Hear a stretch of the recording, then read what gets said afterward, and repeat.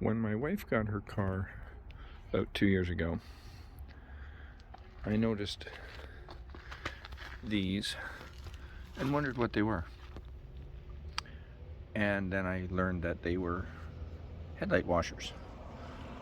The thing is, I could never get them to work, so I didn't know, does it not have the option, or are they just not working?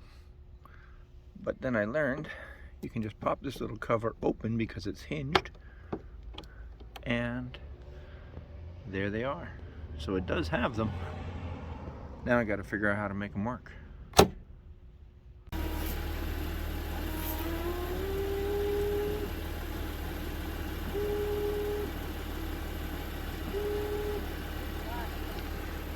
Well, in our attempt to try this, we've run out of washer fluid.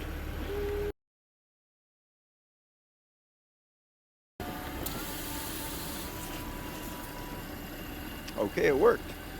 I think there's a sensor in there that says when it's low on fluid, it won't work. I topped up the fluid and it worked.